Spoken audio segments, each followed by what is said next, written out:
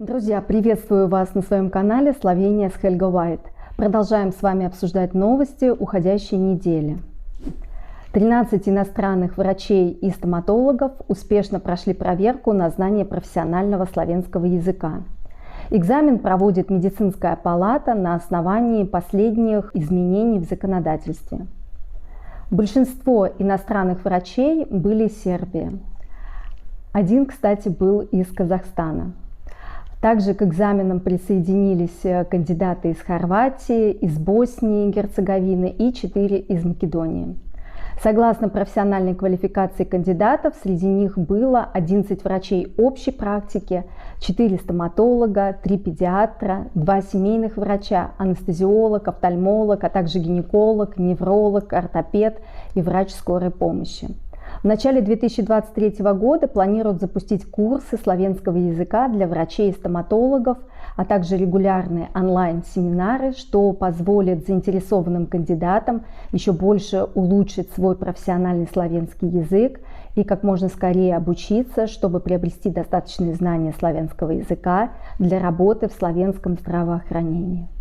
Вторая новость, на которую я обратила внимание, это то, что на территории торгового квартала БТЦ между Икеей, строительным гипермаркетом Баухаусом и рынком в 2023 году построят парк размером в 10 тысяч квадратных метров.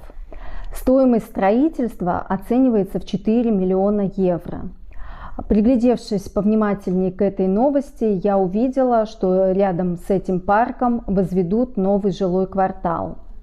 Очень, конечно, жаль, что Любляне не избежать расширения и уплотнительной застройки.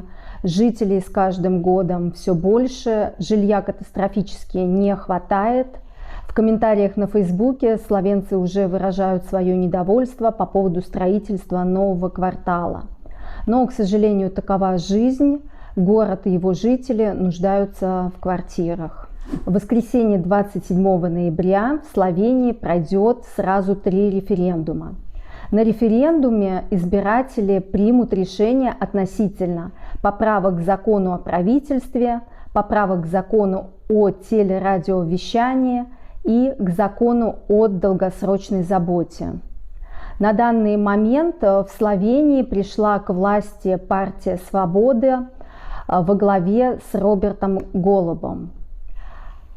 Оппозиционная партия СДС во главе с Янезом Янше не согласны с выдвигаемыми новой партией законами, и они предлагают провести референдум. Изменения в законе о правительстве вносят 3 новых министерства. Нынешнее правительство предлагает создать Министерство солидарного будущего, Министерство высшего образования, науки и инноваций, Министерство климата и энергетики. Партия СДС, оппозиционная социал-демократическая партия, против введения новых министерств и поэтому вынесла инициативу на референдум. Поправки к закону о вещании открывают новый способ назначения советников по теле- и радиопрограммам. Это будет группа людей, которые будут определять программу радио и телевидения Словении. И они будут назначаться организациями гражданского общества.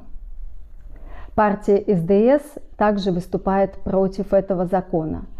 Но на самом деле мне эта поправка кажется правильной. К управлению радио и телевидения будут допущены общественные деятели. То есть это не как в СССР цензура государственного радио и телевидения. А новый закон о долгосрочной заботе позволил бы пожилым людям и инвалидам как можно дольше находиться дома и получать профессиональную помощь на дому. Этот закон должен начать действовать в начале января 2023 года. Нынешнее правительство говорит, что это невозможно. Они хотят перенести начало реализации закона о долгосрочной заботе на 1 год, до января 2024 года, вместо января 2023 года. Оппозиционная партия также не согласна с этим переносом сроков и выносит этот вопрос на референдум. Друзья, на этом мои новости подошли к концу. Не забывайте, пожалуйста, ставить лайки, подписываться на канал и до новых встреч. Пока-пока.